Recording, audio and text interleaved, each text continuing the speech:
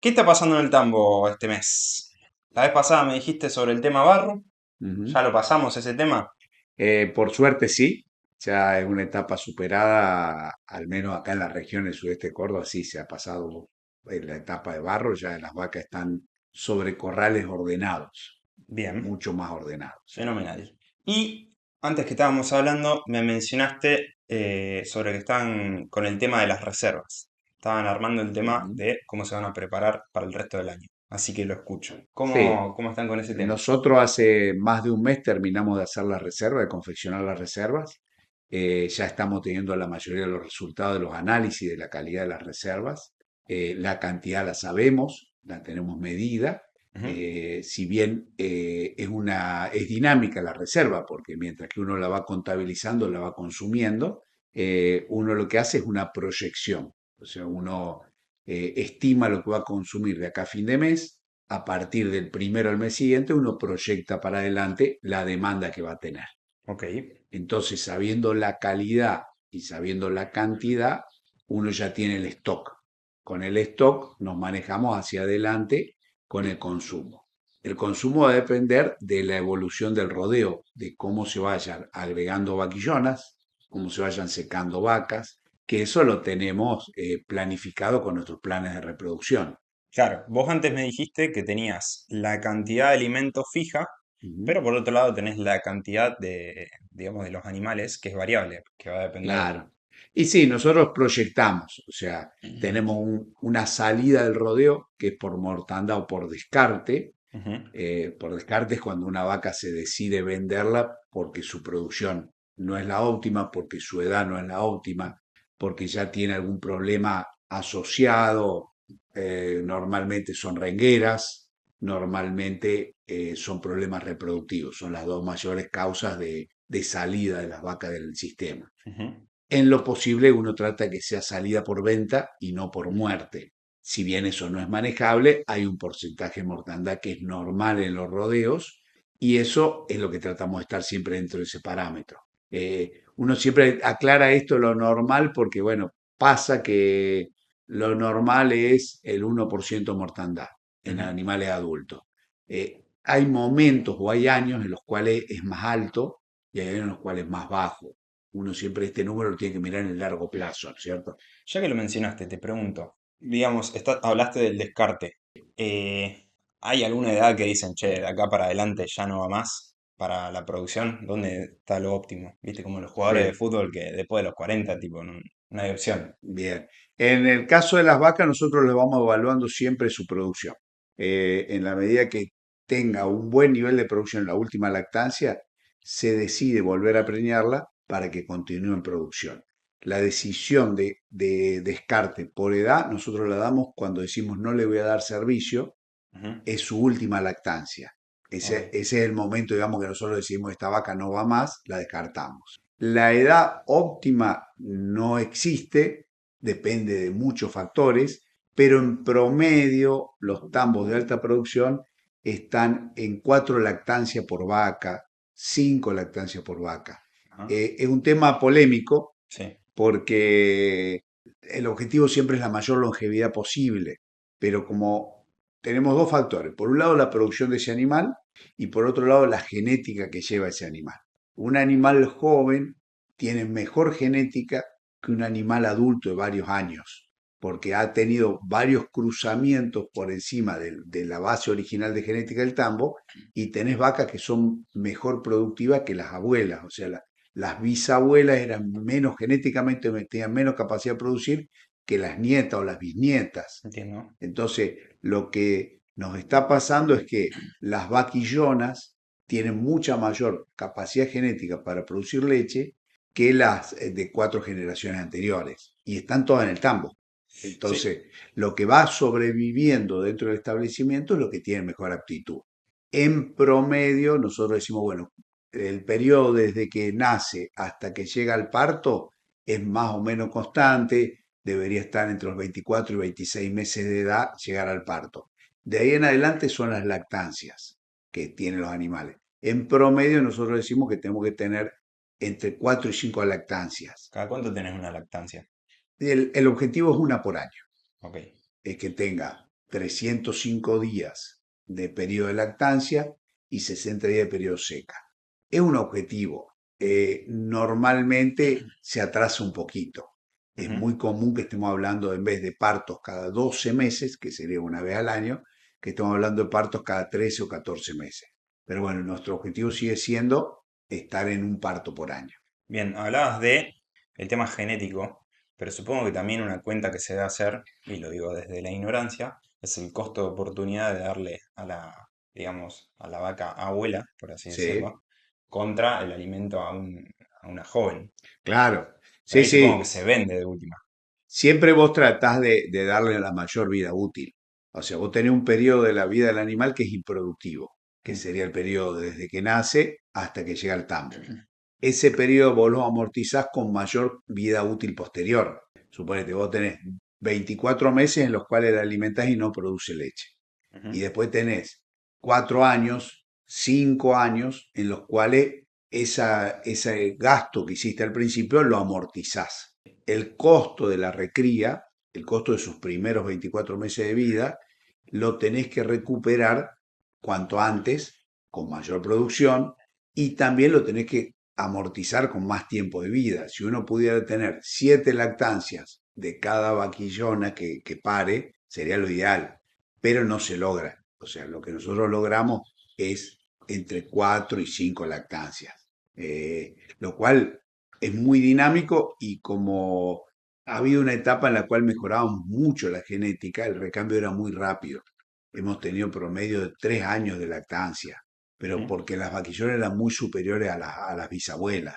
O sea, Entiendo. la capacidad de convertir alimento era muy superior. A ver, yo te escucho hablar y vos decís, hay que prolongar la vida útil al máximo. Ujú, lo más posible, claro. Pero yo me pregunto, con esto que te dije del costo de oportunidad, a medida que van pasando sus lactancias, ¿no va cayendo su productividad? Claro, la curva normal, digamos, la respuesta normal es, la primera lactancia es una producción 80% del promedio, Ujú. es un poco menor a la que va a dar después. La segunda, la tercera y la cuarta lactancia son las de más producción.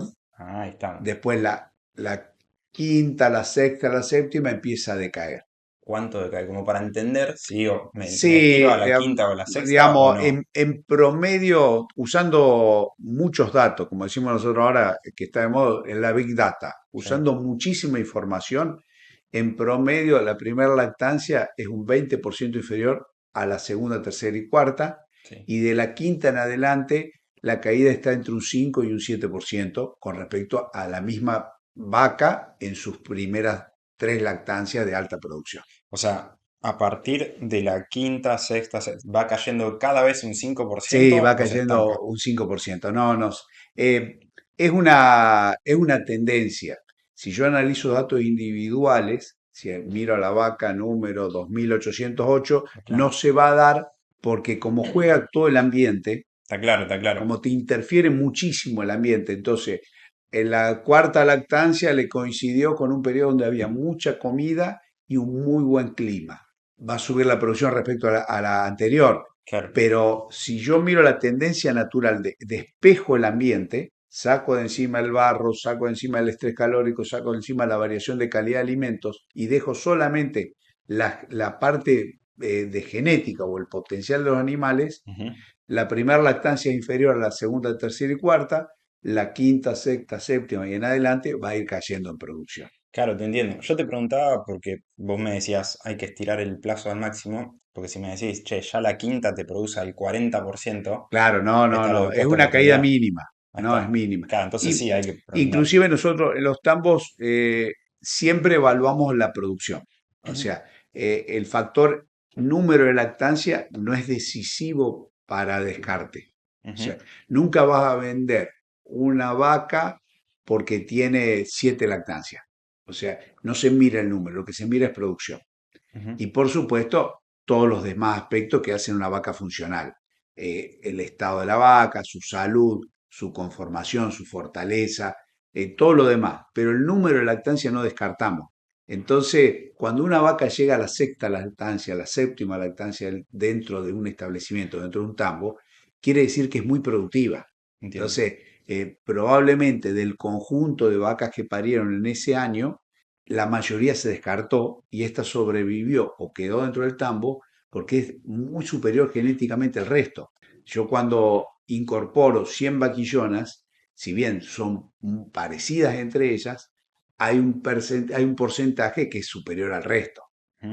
Esto es natural y eso se va a ir destacando en la sobrevivencia dentro del tambo. Los descartes son por problemas, básicamente, por problemas reproductivos, o sea, no se puede preñar, por problemas de conformación o de patas, como decimos nosotros, tiene dificultad para movilizarse dentro del campo, bueno, por mortandad, obviamente, una Sí. enfermedad se muere, no es que uno decidió descartarla, se descarta, y por producción. Entonces, si un animal no llega a la producción promedio, va pasando tiene otra oportunidad, si en la siguiente oportunidad sigue mostrando una producción inferior al promedio del rodeo, se va a descartar. Che, igual sería raro que, digamos, la tengas que descartar y no la vendas. Siempre se trata de vender, claro. Sí, sí, la única razón por la cual se descarta sin vender es porque se murió. O sea, Claro. todos los animales que se descartan se venden. Normalmente no se vende para que vaya a producir leche en otro establecimiento. Entendido. Bueno, ¿viste por qué te dije que no había que preparar los temas? Porque después salimos Se para cualquier van lado. saliendo, sí. ¿Cómo es? Bueno, volviendo al tema principal que Sí. antes te dije, que era que se estaban encargando del tema reservas. Nosotros en esta época del año tenemos que tomar dos decisiones.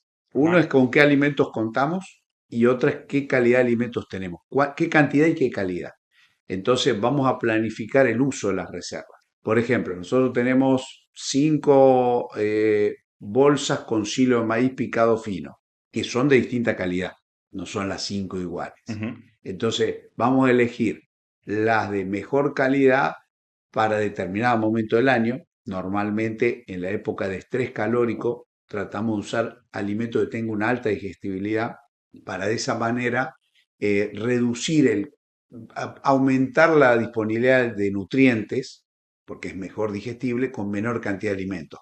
El estrés calórico lo que te provoca, lo que te provoca el estrés calórico es una baja del consumo. Por calor el animal no puede comer tanto alimento. Ujú. Si a su vez el alimento que come es el de peor calidad, es la peor combinación. Entonces nosotros tratamos de reservar los materiales de silo de maíz que tengan menor cantidad de lignina, que tengan mayor digestibilidad para los meses de más calor, Bien. donde con menos kilos le vamos a aportar la misma cantidad de nutrientes que un alimento de baja calidad que tenés que darle más kilos para que el animal pueda absorber la misma cantidad de nutrientes. Ujú. Y en época de frío podemos usar esos alimentos. No, las variaciones no son 50% más digestible y 50% menos digestible, sino que estamos hablando de variaciones de un 10, un 15% de la digestibilidad. O sea, el alimento de menor calidad sigue siendo muy bueno, Ajá. pero no es excelente, es Claro. muy bueno. Entonces lo puede usar en la época del año que el animal lo va a aprovechar bien. Entiendo. Es un concepto importante y es un análisis finito. O sea, es un ajuste muy fino en cuanto al manejo.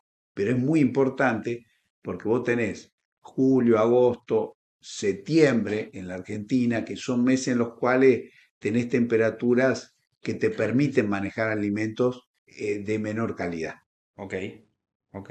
Antes me mencionaste algo de que con tus clientes estabas, digamos, les hacías tomar 6 meses de reserva Claro, para cubrirse de un potencial riesgo, digamos, de mala cosecha. en el caso de los establecimientos donde estamos trabajando de hace mucho tiempo, como objetivo nos proponemos tener un stock de alimentos de difícil obtención. O Ujú. sea, hay alimentos que vos los podés conseguir siempre. Por ejemplo, el grano de maíz. Por ejemplo, el speller de soja. Son alimentos que mis clientes los consiguen siempre, no tienen problema.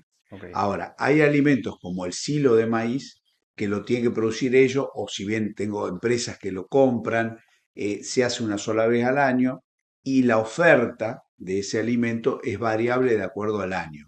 en un año niña, con sequía, va a haber menos producción de maíz. Al haber menos producción de maíz, va a haber menos oferta para guardar silo.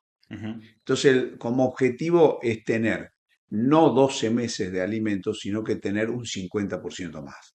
Es una situación que tiene un costo financiero importante, porque yo siempre voy a manejar con una reserva grande, sí. pero es un seguro de años de sequía.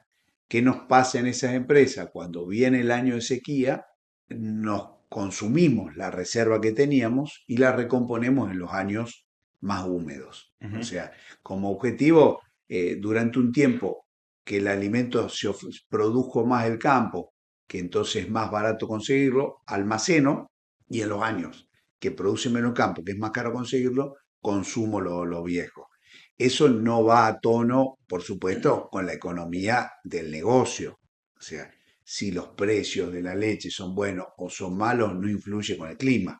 ujú, Entonces yo puedo tener una situación que sería una situación muy complicada, que es cuando tengo una mala producción, alimento caro, y un mal precio de la leche, que es una combinación muy perjudicial para el negocio. Eso nos pasó el último año. O sea, nosotros el último año de ah, sequía tuvimos esa combinación. Tuvimos 12 meses de precios muy bajos de la leche y una producción de alimento muy baja por sequía. Eso nos llevó a problemas que estamos padeciendo hoy. Esto terminó, o sea, la última campaña, la 23-24 fue llovedora. ujú, Hasta el año 2023 vinimos con una combinación muy mala y eso nos llevó a la situación actual donde estamos pagando las consecuencias. En producción nos afectó mucho en cantidad de litros producidos y sobre todo en reproducción. O sea, hoy claro. nosotros tenemos nuestros tambos, los tambos con los cuales yo trabajo, donde aún teniendo alimento, no estamos logrando las producciones individuales que teníamos porque tenemos un problema que superar, un problema de reproducción que lo acarreamos de aquel momento. Básicamente, ¿qué decimos en el campo? Preñamos poco las vacas durante el año 2023 Ujú, y hoy en el 2024 tenemos muchos días de lactancia en nuestro rodeo. La situación óptima a la cual tratamos de estar siempre es que nuestro rodeo, desde la vaca de la que parió ayer hasta la que estamos secando, el promedio de todas las lactancias de la vaca, los días que están en leche, esté entre 150 y 170 días. O sea, nosotros queremos que si yo sumo las 200 vacas que tengo en el tambo, los días de lactancia que tienen hoy, me dé 150 a 170 días de lactancia. claro. Y hoy estamos entre 190 a 200 días, porque hemos demorado mucho en preñar, Ujú, tenemos pocas vacas recién paridas, tenemos muchas vacas con muchos días de lactancia, y eso hace que la eficiencia de conversión sea baja.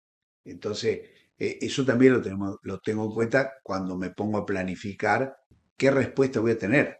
claro, te perjudicó todas las variables. Fue una combinación muy mala que perjudicó todas las variables, exacto. Porque quizás estás viendo que te cayó la producción de leche, pero no estás viendo que tuviste, bueno, y la recría también, pero quizás no estás viendo esto de que se te corrió el tema de la lactancia. Y otras muchas variables más que seguro no se tienen en cuenta. Sí, nosotros, mira, a nivel tambos pastoriles o tambos no estabulados, tambos a cielo abierto, decimos nosotros, donde tenés la vaca en un corral, pero no tenés techo, entonces tenés barro, tenés estrés calórico, o bien animales que pastorean, tenemos un objetivo de producción individual. O sea, nosotros decimos, bueno, yo por vaca quiero sacar 26 litros, yo por vaca promedio de todo el rodeo quiero sacar 26 litros, o sea, si tengo 100 vacas, quiero producir 100 por 26, 2.600 litros diarios. Ujú, Eso sería como sacamos el promedio.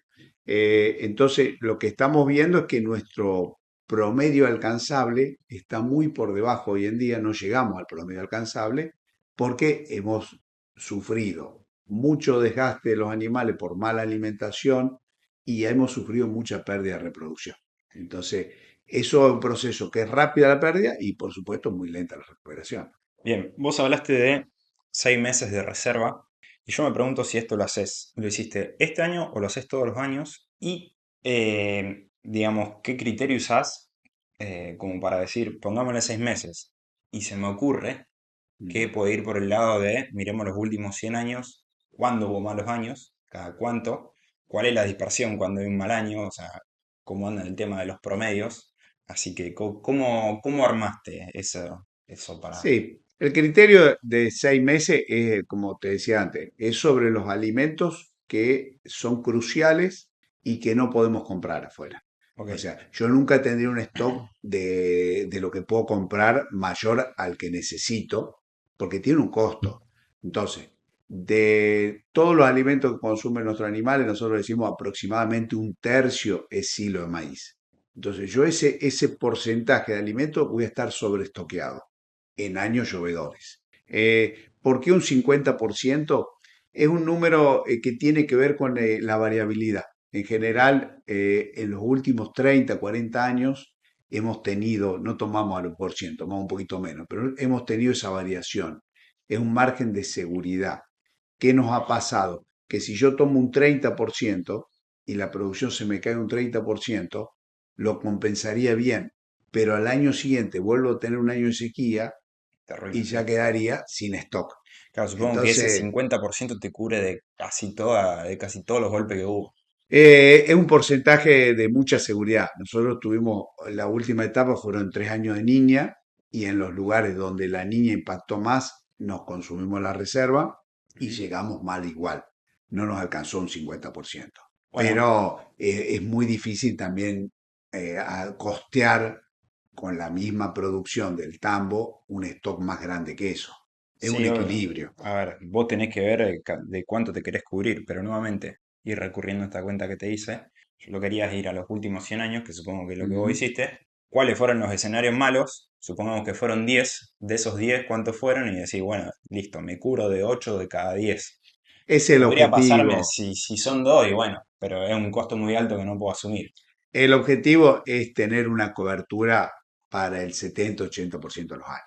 No puedo lograr cubrirme el 100% porque es Te quedas sin antieconómico. renta, sí, sí. Claro, es antieconómico. Pero si bien es cierto que el hacer el stock tiene un costo muy grande, también la seguridad que le da a la empresa es muy alta.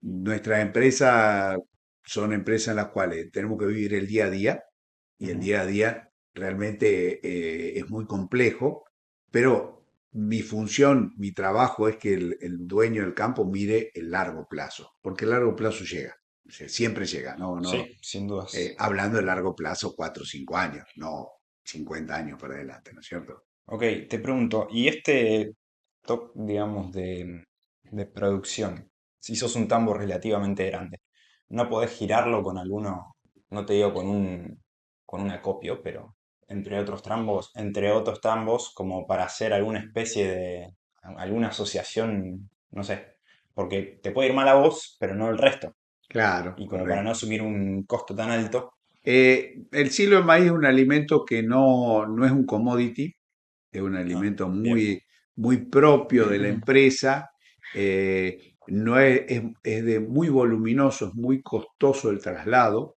entonces no es de intercambio. El grano de maíz, si bien es un alimento costoso, es un alimento que sí podría transportar o podría compartir el stock, porque está estandarizado, es un commodity. sí. Los rollos de pasto cumplen podría hacerse algo como vos planteás, porque el rollo o el megafardo es una forma de reservar la alfalfa que te permite trasladar de un lado al otro con relativa facilidad. Claro, tiene un costo muy alto, Eh, lo estoy diciendo yo. Claro, es más costoso y por otro lado te requiere un tipo de asociativismo, o Mm. sea, un acuerdo entre partes que es muy difícil de lograr también. Sí, te entiendo. No está el mercado desarrollado Eh, así. no está el mercado desarrollado así. Si bien los Y por algo es, productores digamos. ya, claro, los productores ya han dejado de ser competidores entre ellos y hoy han entendido que si no se, entre comillas, alían, si no empujan de alguna manera en conjunto, no van a llegar al éxito. Pero cosas muy individuales, muy específicas, como una cosa cara como el cielo de maíz, es difícil de compartirlo. Inclusive es raro que se haga un préstamo de rollos de una empresa a la otra. Generalmente se hace una transacción comercial. Al que le sobra se lo vende al que le falta y al que le falta se lo compra. No hay préstamo. Claro. Sucede, pero no es habitual. Sí, sí, pero ya si tenés un costo alto en el tema de traslado es, ya, Ya ¿para qué? hace imposible Sí, sí, la operación, seguro. entiendo.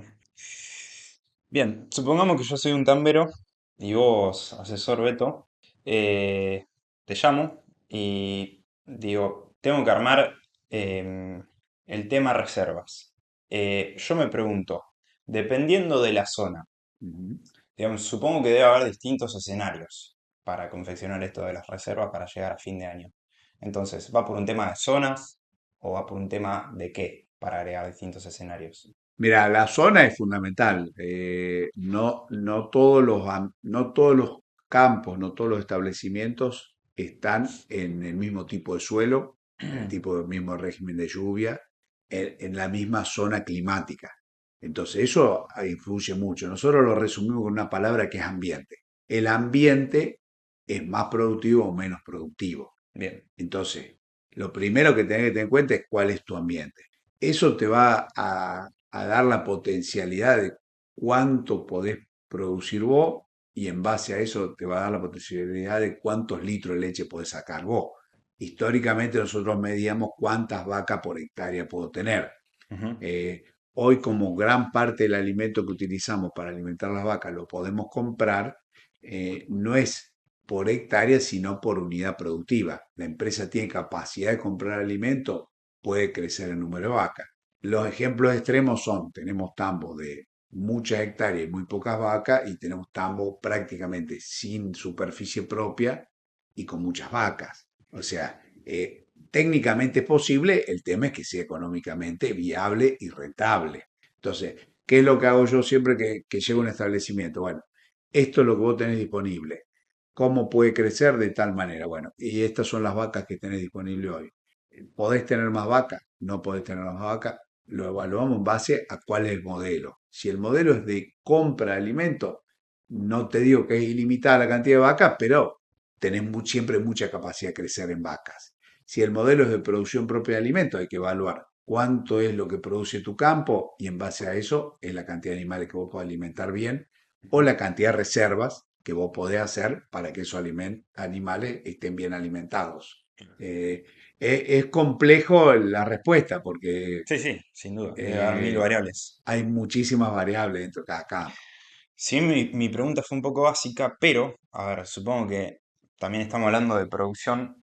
Si te va mal en el campo no, pero en el Chaco seguramente tengas una reserva mucho más alta que la que tenés acá, en Marcos Juárez. Sí, nosotros acá en la zona de Marcos Juárez lo que tenemos es distintos ambientes en muy poca distancia. O sea, nosotros tenemos, hay un índice que para evaluar los suelos que está fijado por tablas, que es promedio de promedios, pero que indica bastante bien, que se llama el índice de productividad.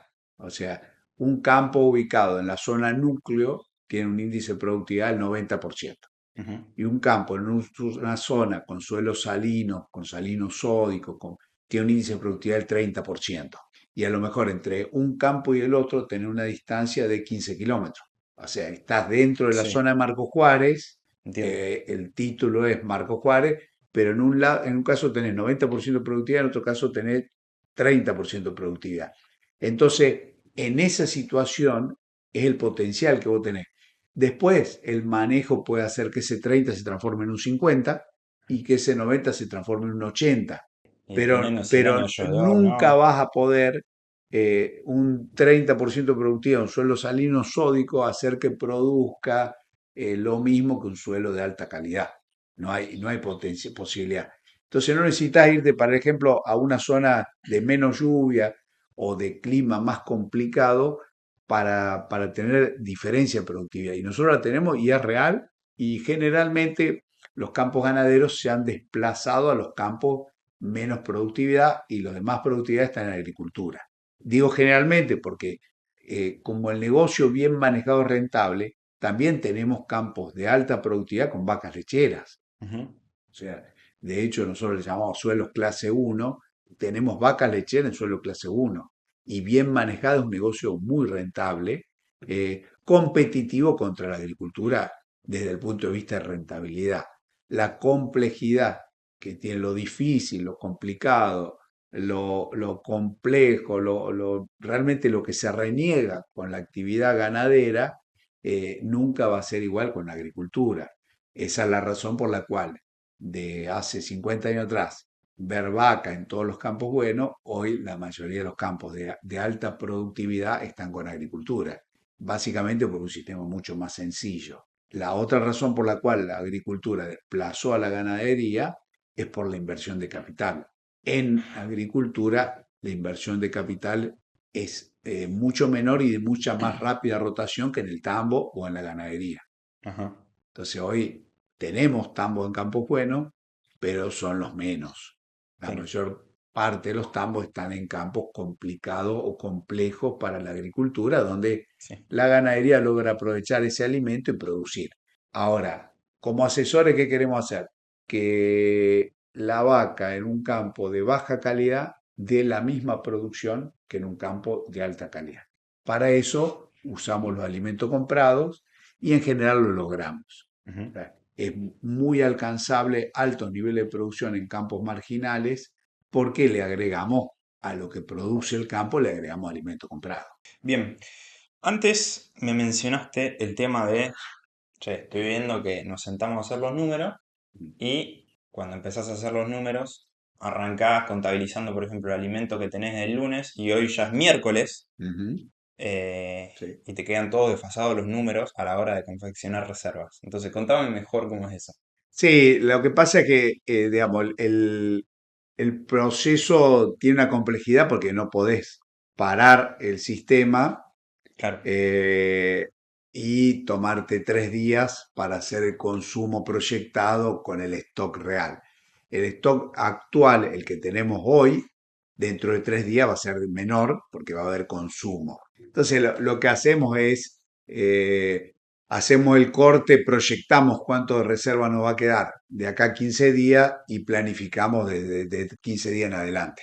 ujú, O sea, eh, hay una variación siempre mínima. Lo que pasa que en lo que es reserva nosotros manejamos un ítem que es el de pérdidas. Las reservas que hoy tenemos no todas van a ser utilizadas por los animales. Un porcentaje de ellas se va a perder. Se claro, va a perder en la conservación, se va a perder en el suministro. sí, Entonces, parte del silo de maíz que yo estoy dándole de comer a las vacas se va a desperdiciar porque se descompone en el almacenaje y otra parte porque cuando se entrega a los animales no es aprovechado al 100%. Entonces, cuando uno toma un periodo corto de 15 días, se puede equivocar en el consumo proyectado, pero está dentro de las pérdidas. ujú, Para que vos tengas una idea, nosotros siempre proyectamos en el mejor de los casos un 5% de pérdida de la reserva. Lo normal es proyectar un 10% de pérdida. Entonces es muy grande. Si yo tengo 12 meses de alimento guardado y estoy proyectando un 12% de pérdida, el error que yo pueda cometer en la estimación de lo que voy a consumir los próximos 15 días se cubre con un 1% más de pérdida, un 1% menos de pérdida proyectado. ok, bien, O sea, nuestros sistemas en ese sentido siguen siendo muy ineficientes.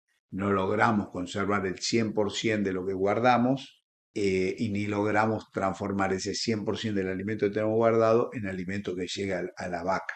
sí, obvio. Sí, que antes también me acuerdo, me hablaban las otras veces, de, dependiendo de la infraestructura que tengas, va a tener más o menos Claro, desperdicio. las instalaciones que tenemos nosotros son bastante ineficientes, tanto las de almacenaje como las de suministro. Ahí hay un punto de mejoría muy importante. Si tuviésemos acceso a crédito a largo plazo, tendríamos mejores comederos, tendríamos mejores lugares para almacenar el silo. No tengo ninguna duda. Hoy por hoy, nuestro negocio tiene que funcionar con un 10-15% de pérdida.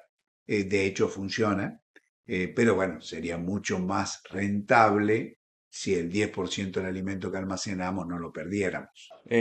Sí, sí, sin dudas. Obviamente que después tendería a arbitrarse, pero por lo menos serías más competitivo para exportar.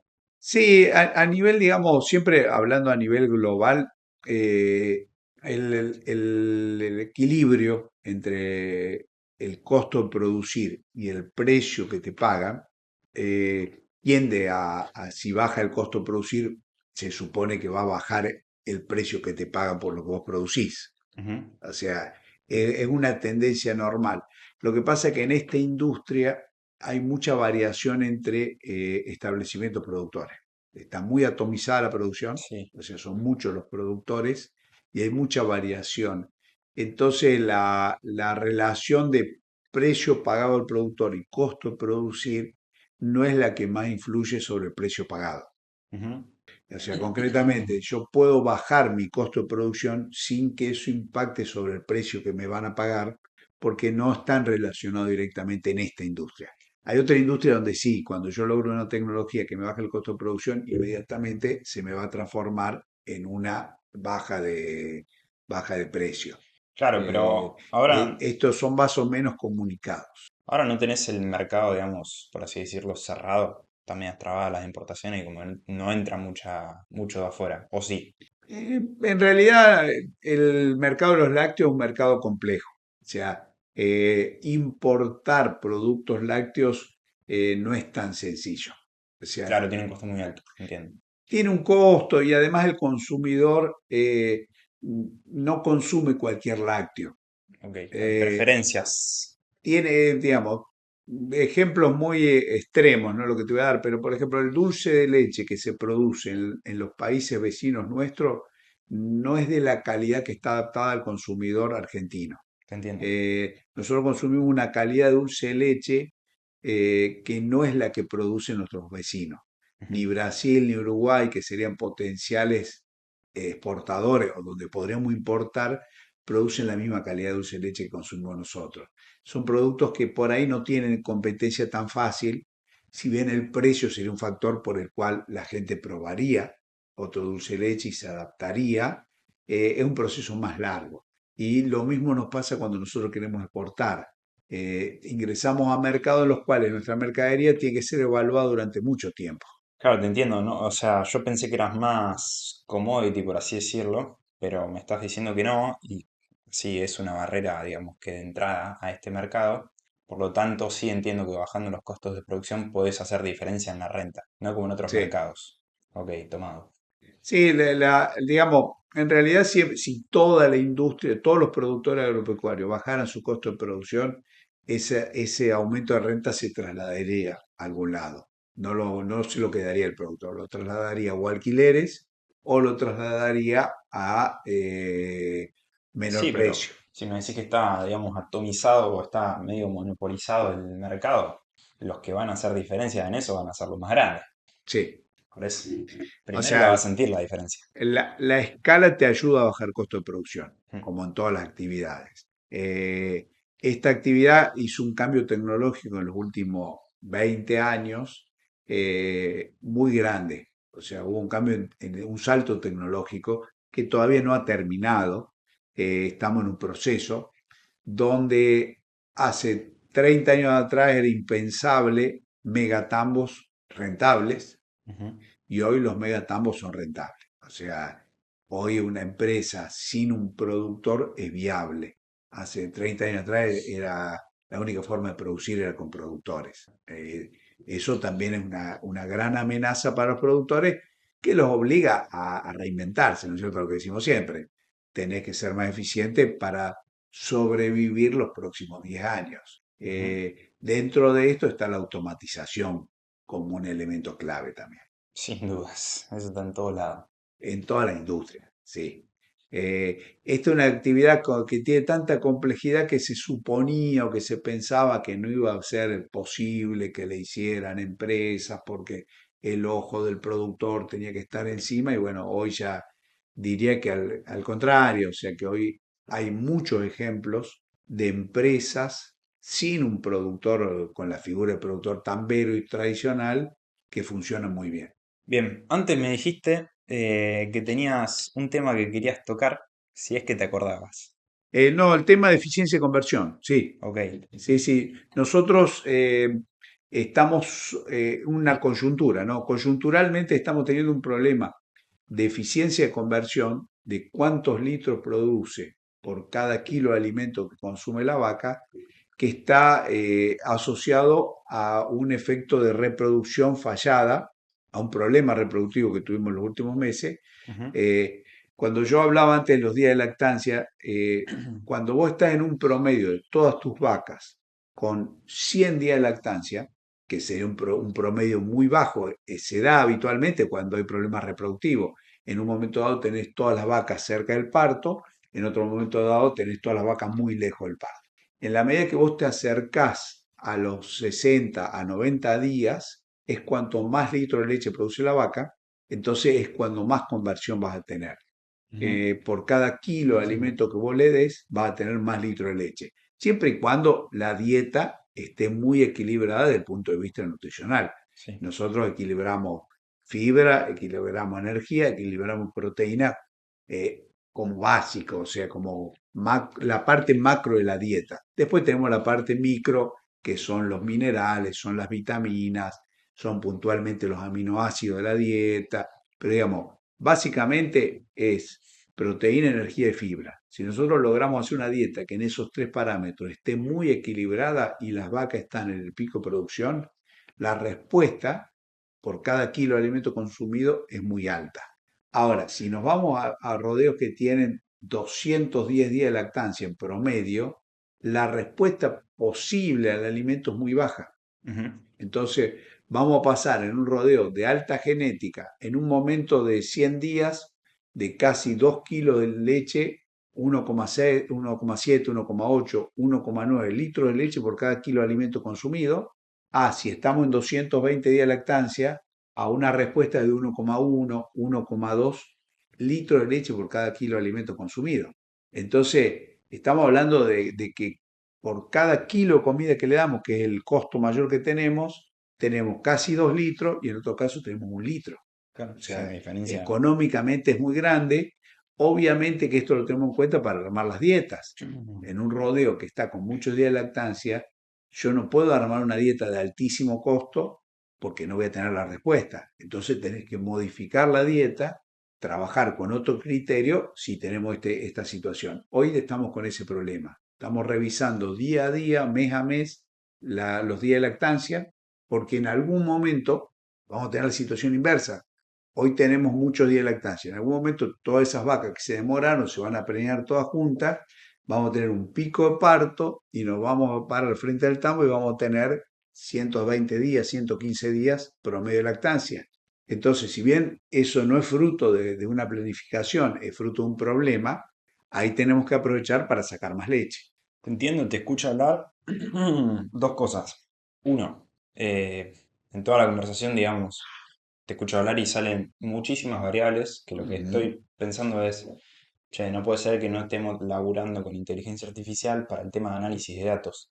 Porque por más de que seas un crack, va a ser muy difícil que tengas en cuenta todas las variables y siempre vas a tener, digamos, el primero me acordé de esta o para mí es más relevante ujú. esto. Entonces, yo que más o menos voy tocando esas cosas, digo, uy, ¿cuánta diferencia podés hacer con esto? Y más que nada, si, digamos, no estás, digamos, tan fino con esas cosas, te va a levantar muchísimo la base. Y tema número dos, que te saca un poco de ahí. No sé si viste el reel que te pasé por Instagram. Básicamente eran unos rusos que le ponían las gafas de realidad virtual a las vacas. ¿Para Ujú. qué? Para el tema del estrés que vos me habías hablado. Sí, Porque si las acostumbras, digamos, a un mismo escenario, por así decirlo, se traduce en mayor productividad. Si bien quizás eso no está, pero podríamos pensar en el meterle unas gafas de realidad virtual y que tenga, digamos, el todo verde y el que se mueva en un perímetro.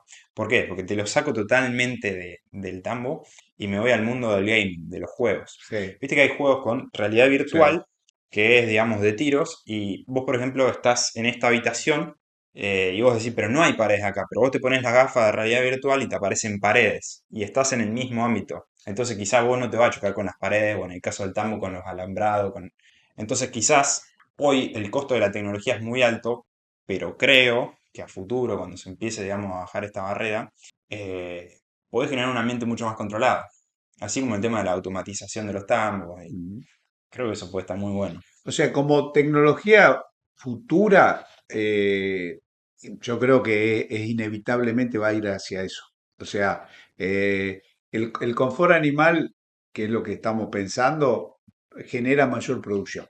O Mm. sea, mayor confort, mayor producción.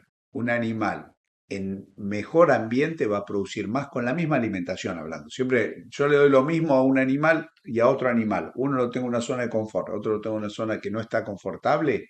Es medible la diferencia de producción. Dentro de lo que significa el confort está la realidad virtual, lo que vos decís. O sea, em, si bien obviamente que esto hay que desarrollarlo, uno imagina desde el punto de vista humano que al animal, uno imagina desde el punto de vista de los seres humanos que al animal le va a resultar agradable ver pasto. Ujú. Esto es cuestión de desarrollarlo, no lo sabemos. A lo mejor el animal está más confortable viendo estrellas, no lo sabemos. Pero sí que va a haber que darle importancia a esta tecnología, seguro, porque tiene mucho efecto en la producción. Todo lo que es confort tiene mucho efecto en la producción. Y yo creo que va a ir por ese lado la tecnología. Primero tenemos que solucionar las variables macro que no tenemos solucionadas. Sin duda, esto, Eh, esto no es ni siquiera de primer mundo, es de la estratosfera todavía. Todavía es una Pero etapa, pero sí es lógico pensarla. Pero por ejemplo, vos antes me hablabas de que en la manga los animales se estresan cuando los vas a vacunar o por ejemplo cuando Ujú, los vas a sí, marcar.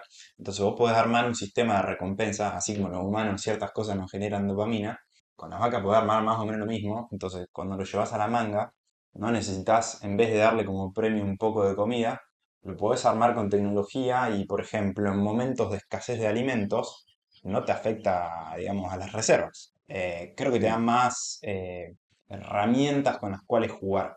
Sí, son, o sea, siempre sí, pero. O sea, si Sí. yo no tengo cubierto lo básico, no puedo con aire acondicionado Déjame fantasear 10 un rato. minutos. Ah, pero Déjame vos no fan- podés con 10 minutos de aire acondicionado solucionar el hambre. Por más que te dé placer estar un ratito en aire acondicionado, pero digamos, un escalón superior, estoy convencido que va a ir por ese lado. O sea, nosotros lo estamos viendo entendiendo cómo funciona lo básico, Ujú. que lo básico, digamos, la clave de todo es darle confort al animal. Entonces, hoy estamos comprobando la diferencia entre una cama donde el animal se acuesta a dormir, que sea hecha con arena, que sea hecha con estiércol seco o que sea hecha con un colchón somier con una goma arriba. Ujú. Estamos midiendo, porque tenemos cómo medirlo, y estamos midiendo que el animal prefiere la cama de arena que la cama de estiércol a la cama de goma. ¿Y cómo lo medimos? Lo medimos con información concreta, no con opinión. O sea, no nos basamos en lo que opina la persona.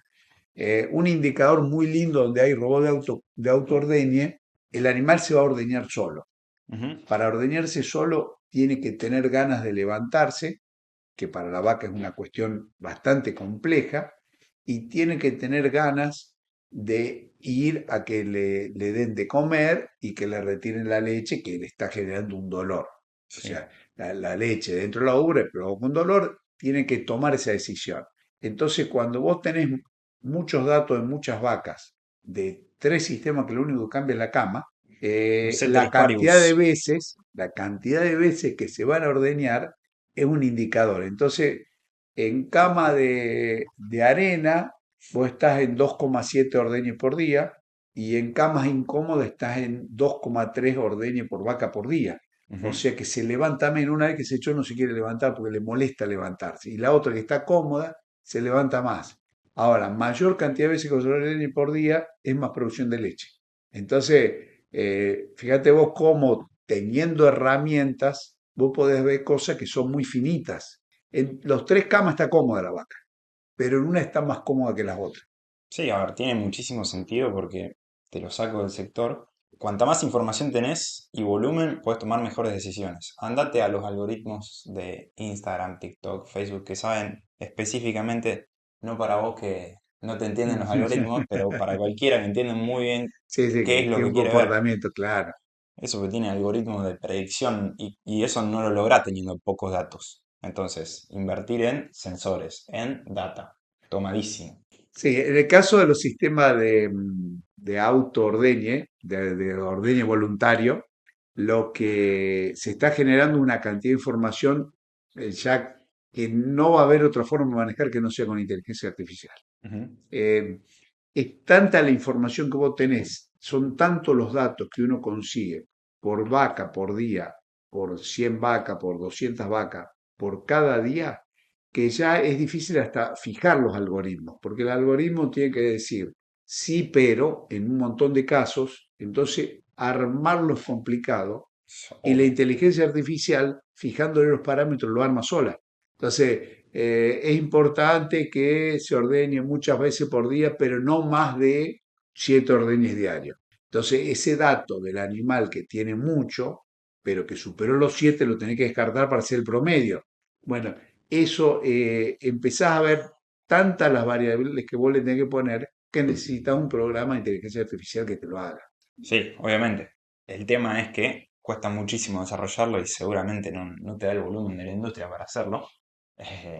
Pero bueno, la onda es, che, hay que juntar datos. Sí, Hagámoslo de forma pero eficiente, pero juntemos datos. a ver, hoy no es, o sea, la inteligencia artificial ya está trabajando en eso. No es tan difícil lo que digo yo. O sea, donde vos le ponés los rangos de máximo y mínimo, a partir de los cuales tiene que descartar la información, vos le ponés suponete, yo tengo información de un robot de ordeñe donde el índice de temperatura humedad de la sala Mm, sería cómo está el estrés calórico dentro de la sala, influye sobre todos los demás. Entonces yo le tengo que pedir al software mm, que me analiza los datos que cuando esta variable macro funciona, me los analice distinto a los datos de cuando no tengo estrés calórico.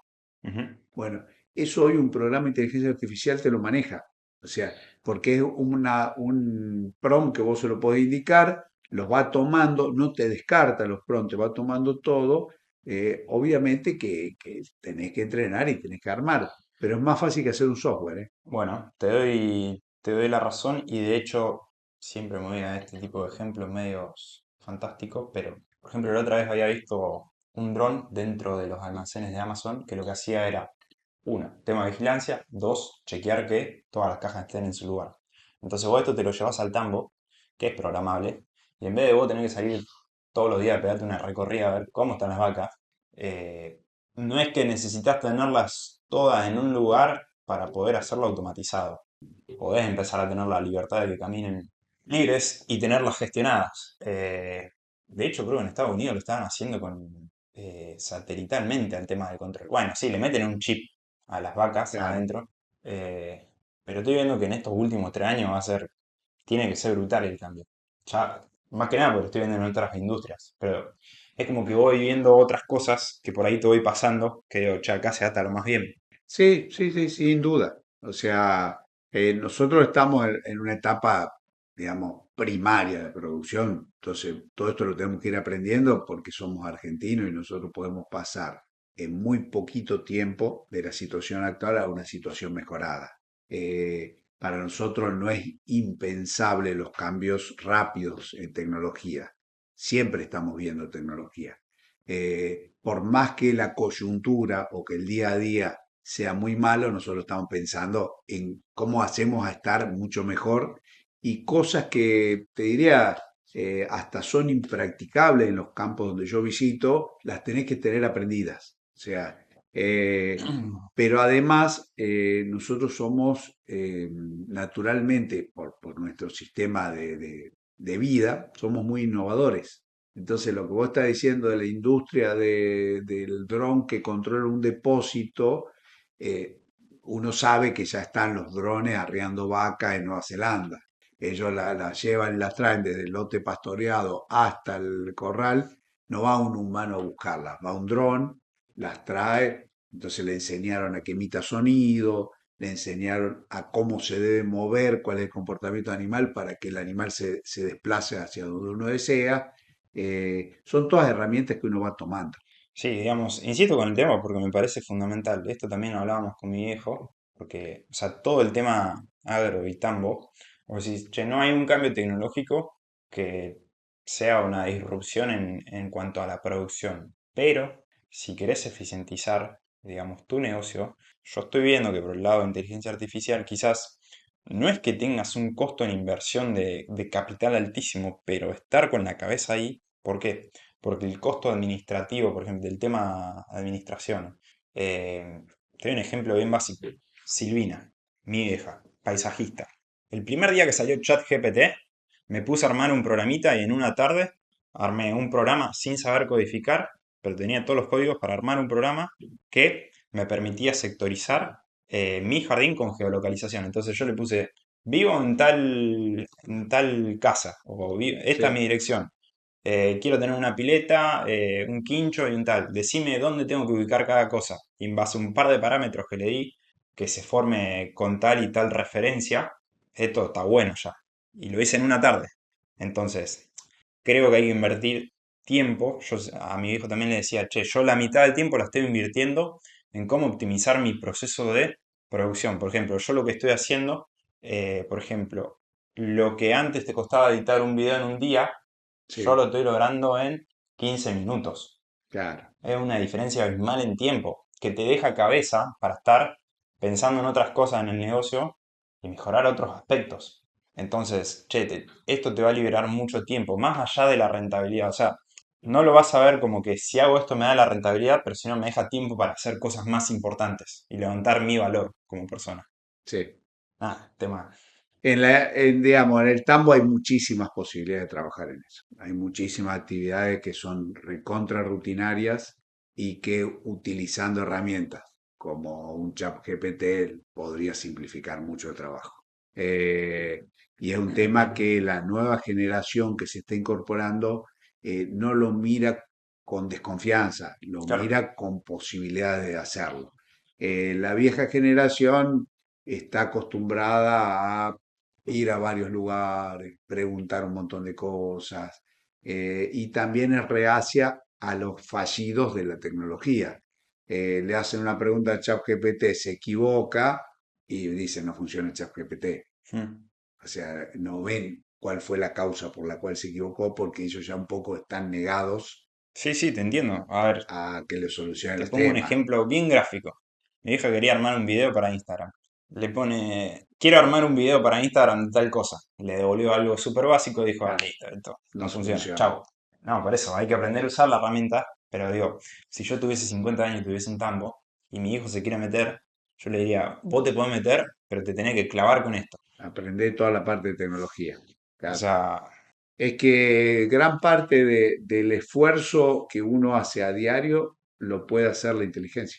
No necesitas estar ahí adentro, ujú, sin duda. Y la toma de decisiones, por ejemplo, descarte de vacas, si uno le fija bien los parámetros, te va a dar una respuesta muy parecida a la que uno conseguiría haciendo el análisis, pero en 15 segundos, claro. no en 2 días de mirar papeles. Sí, sin dudas. Y que cuando te queman los papeles, que tenés todo sobre la fecha, puede ser diferencial.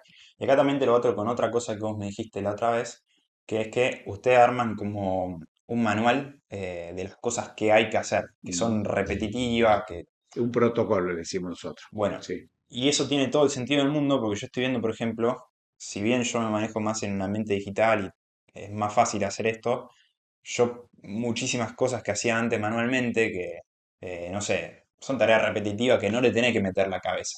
Se pueden automatizar. Entonces, cuando vos empezás a tener esos manuales y ya empezás a tener tecnología como te dije el dron o como tenés el sensor este térmico, ok, te podés empezar a liberar de estas tareas, digamos, más básicas. O por ejemplo, si tenés, te podés empezar a quedar con el personal bien cualificado y el que no es tan cualificado, que por ahí tenés el riesgo de que te rompan cosas, que no es menor, porque acá sí, corregime si estoy equivocado, pero creo que en el campo en general, no en el tambo, es como que los laburos, por ejemplo, de peón, no están tan bien pagos para el riesgo que tenés de rotura de una máquina.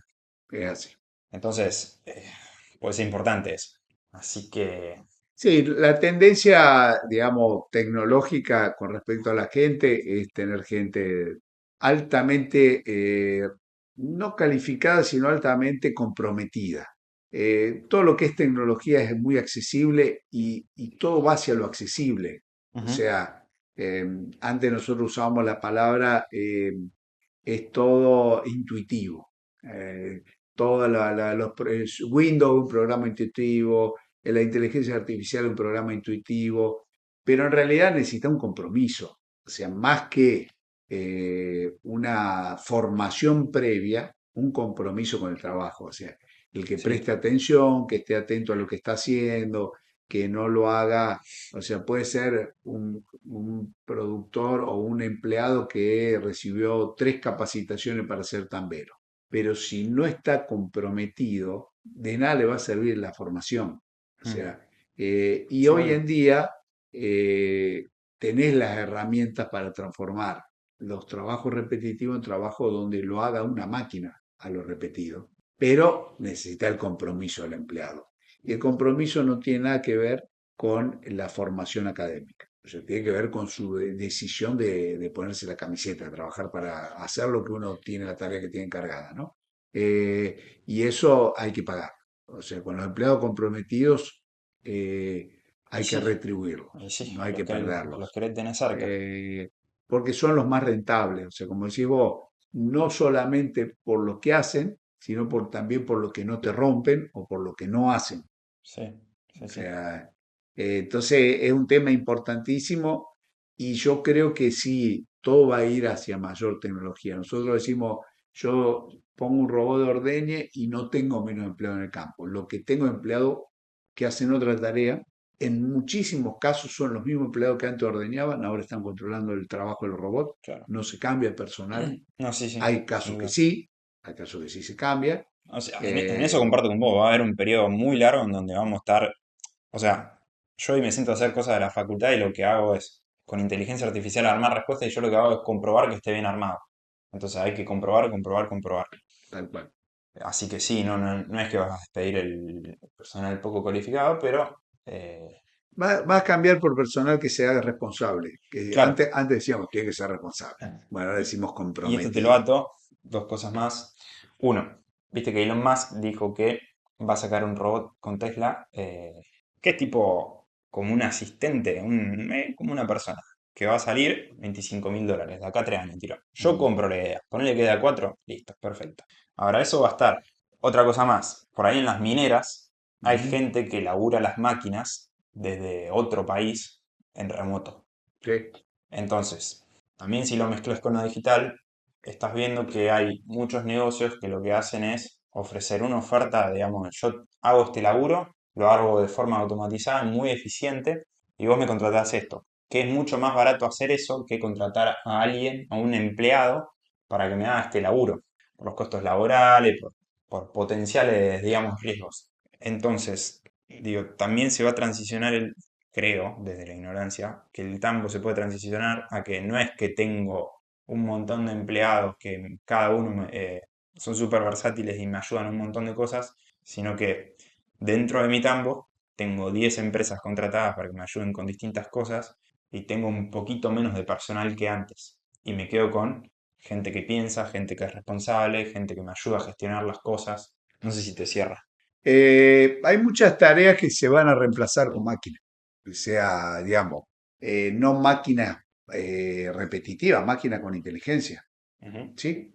O sea, es así. O sea, la inteligencia hoy se la damos con software, o sea, las puertas se abren o se cierran de acuerdo a lo que indica el software con respecto a ese número de animal que está identificado con una caravana electrónica. Entonces el animal llega a una puerta y quiere ir a comer y lo desvía hacia un corral de encierra porque le corresponde hacer una vacunación. Esa puerta antes era manual, antes había un operario que la abría y Ujú. que le decía anda para allá, vení para acá. Hoy ya lo hace lo que no tiene es inteligencia artificial, tiene un software. El software no funciona como inteligencia artificial porque los parámetros que puede manejar son muy limitados. Sí. En cambio, la inteligencia artificial no es un software rígido, Ujú. es Tiene un capacidad de software aprendizaje, sí. que va a ir aprendiendo y que además es o sea, es un software que tiene capacidad de reaccionar diferente a una misma situación. Y en cambio el software no, la puerta se abre si está el horario Sí. y si está el horario y siempre va a ser lo mismo. Entonces, si está frente a un incendio, que es algo superior a todo lo que está previsto, no se va a abrir la puerta. Ujú. y vos necesitarías abrir la puerta para que el animal huya del peligro y pueda salir de su encierro y no sufra un incendio. Bueno, eso no lo va a hacer nunca un software, Claro. porque hay tantas variables que vos no se las podés poner en un software. Mm. Eh, y nunca se va a incendiar un establo, hasta que se incendia. Sí. Y entonces ahí necesitas un humano que esté atento a esa decisión. En algún momento vamos a tener herramientas como para que la inteligencia artificial tome esas decisiones. Bien, y también estoy pensando que cuando vos tenés acceso a esta tecnología, también lo que te permite es llegar a, o sea, le pongo un ejemplo bien práctico. Mi viejo me decía, che, por más que me contraten para ir al campo en un lugar donde no hay nada, Ujú. no voy a ir, no voy a, digamos, a comprometer mi vida social así. Entonces, tener este tipo de tecnología te permite llegar a la gente de la ciudad, a un laboro más oficinista, Sí, y que te permita, che, contar con gente más capacitada, más.